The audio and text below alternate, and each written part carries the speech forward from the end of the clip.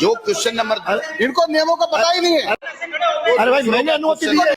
बिठाइए माननीय अध्यक्ष महोदय, माननीय मंत्री जी मैंने इनको अनुमति दी बिठाइए। है, उसके बाद बात ये खत्म ना। इनको बिठाइए।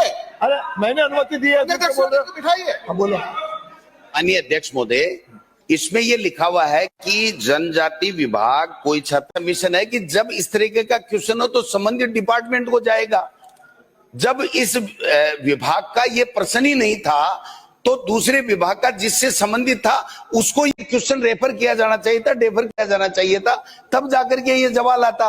जब पहले उत्तर में ये आ गया कि जनजाति विभाग जो है वो खोलता ही नहीं, तो उनका तो मूल प्रश्न ही गायब हो गया। और 3 के प्रश्न भी तो सुनो, अब आप खंड 2 और 3 का उत्तर भी सुन लो, वो सुनो। माननीय आपके संसदीय मंत्री खड़े हुए हैं। मेरा आपसे अनुरोध है माननीय अध्यक्ष महोदय, ये विधानसभा का सचिवालय किसको प्रश्न भेजता है वो भेजते तय होते हैं। हमारे पास जिस मंत्री के पास भी आया, हम संयुक्त जिम्मेवारी हमारी, भले ही किसी का हो, हम जवाब देने के लिए उत्तरदायी है और इसीलिए इस संबंध में माननीय सदस्यों को कोई ऐतराज करने का अधिकार ही नहीं।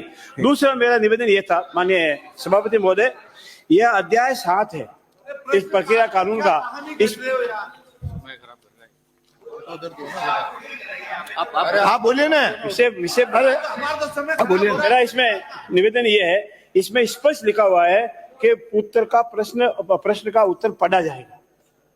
इसीलिए मेरा निवेदन है इस व्यवस्था को चलने दें, धीरे धीरे हम एक्सपर्ट हो जाएंगे तो भी इसको ठीक कर देंगे। ये मेरा निवेदन है।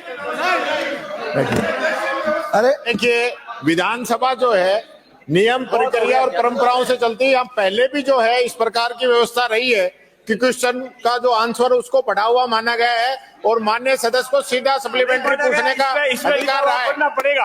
अरे इसमें लिखा हुआ पढ़ना नहीं बना दी कि आपने इसके बाद में भी कई इसके बाद अध्यक्ष जी के द्वारा निर्देश कोई दिए नियम गए। नहीं है, नियम यहाँ तक ही है। आप आसन को चेंज नहीं कर सकते। दोनों की बात आ गई, दोनों राज्यों। इस विषय पे साधारणतया विधायक महोदय माननीय अपने प्रश्न किस विभाग का खुद लिखता है, वह भी सोच समझ करके लिखे, ताकि ये जो दूसरे विभाग वाला मुद्दा अपने आप समाप्त होगा और उसके बाद हम भी सचिवालय में इसको और चेक करेंगे ताकि वो सही जगह जाए। नंबर 2, जिस मुद्दे का उठाए, मेरी व्यवस्था ये परसों दे दी कि अपने पास सबके उत्तर आते हैं, अधिक से अधिक प्रश्नों के उत्तर आए। इसके लिए सबके टेबलेट पे आ जाता है, सबके जिस मंत्री के भी आ जाता है और विधायक के भी आ जाता है, और बाकी तो कोई पूरक प्रश्न पूछ भी नहीं सकता।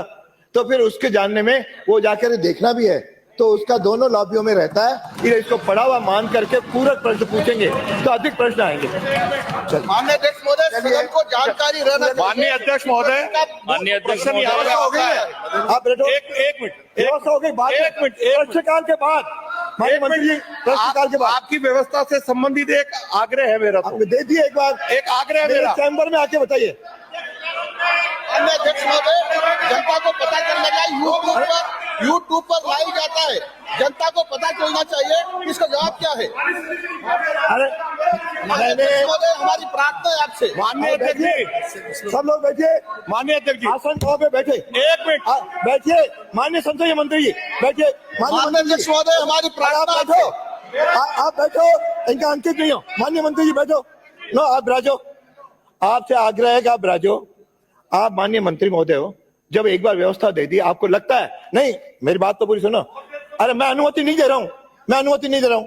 व्यवस्था में यदि कोई आपको सुझाव देना है, मेरे चैम्बर में आइए, अपन डिस्कस करेंगे, उसमें कोई परिवर्तन करना होगा वो भी करेंगे।